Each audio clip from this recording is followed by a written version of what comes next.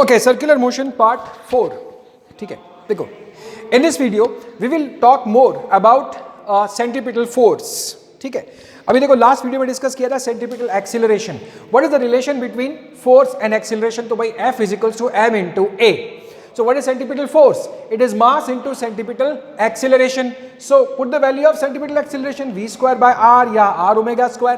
तो centripetal force आपको मिल जाएगा m v square by r और it will be m r omega square. ठीक है, direction of centripetal force. See again F is equals to ma. मास, इसके पास अपना कोई डायरेक्शन होता नहीं है. So what ever is the direction of centripetal acceleration, same is the direction for centripetal force, यानी कि always directed towards the centre. Okay, so centripetal force कोई बहुत बड़ी चीज नहीं है, just acceleration multiplied with mass. But the thing is this, ये conceptually बहुत ज्यादा इंपॉर्टेंट है, तो इसे आप एक बार समझ लें. फिक्टिशियस फोर्स या इसको बोलो आप सूडो फोर्स या इसको बोलो आप नकली फोर्स. ठीक है, अब इतना पढ़ाया उसके बाद मैं आपको बोलता हूं कि सेंट्रीपिटल फोर्स नकली होता है, ऐसा कोई फोर्स नहीं होता. Oh my God, this is something great. इतना बड़ा डेरिवेशन आप लोगों ने किया और फिर मैं बोलता हूं कि ऐसा कोई फोर्स होता ही नहीं. जब होता ही नहीं तो हमें पढ़ाया क्यों भाई? वेरी सिंपल, पढ़ाया इसलिए क्योंकि जरूरी है. अब ये बताता हूं कि फिक्टिशियस क्यों होता है, ये नकली फोर्स या सूडो फोर्स क्यों बोलते हैं इसको. You see, earth is revolving around the sun. Okay, it requires some force, centripetal force. What is the direction of that force? Towards the sun. Now the thing is that this centripetal force, which is mv square by r, is not actually centripetal. It is gravitational force. G, mass of earth, mass of sun, square of distance. ठीक है, okay, this is it. क्या होता है? Centripetal force अपने आप में कोई भी फोर्स नहीं होता. किसी भी सर्कुलर मोशन में देखो, any circular motion can not happen without centripetal force, but centripetal force is not a force in itself. जैसे टेंशन फोर्स, स्ट्रिंग आ गई, टेंशन लगा दिया. स्प्रिंग फोर्स, स्प्रिंग आ गई, स्प्रिंग की वजह से स्प्रिंग फोर्स आ गया. Surface is in contact, normal reaction force आ गया और फ्रिक्शन फोर्स आ गया. तो what is the reason for centripetal force? There is always some reason behind it.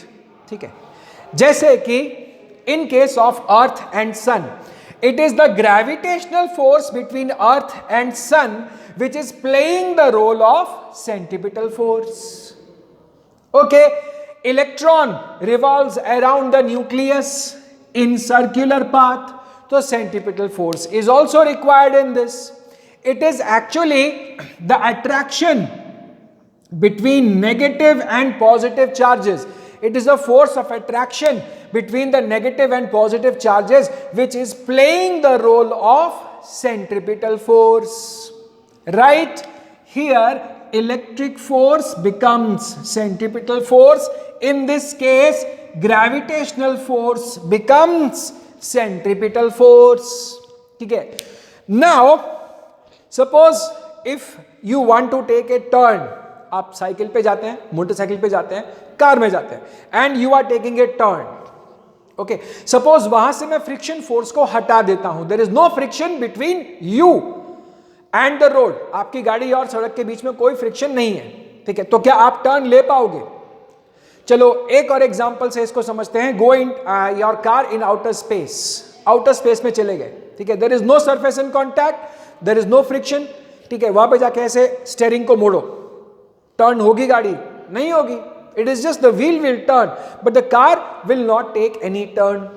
So actually when you are taking a turn on the road, the friction force is putting you in circular motion. Okay, no friction, no centripetal force.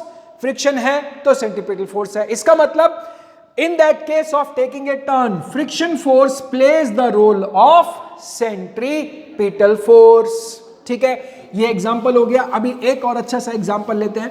Suppose this is a bucket and it is filled with water, and here is a string attached to it, और आप इस string से क्या करते हो, इसको गोल गोल घुमाते हो like this, ठीक है. The bucket is moved like this. Clear? इस string में क्या होगा, force of tension. Okay, this force of tension plays the role of centripetal force.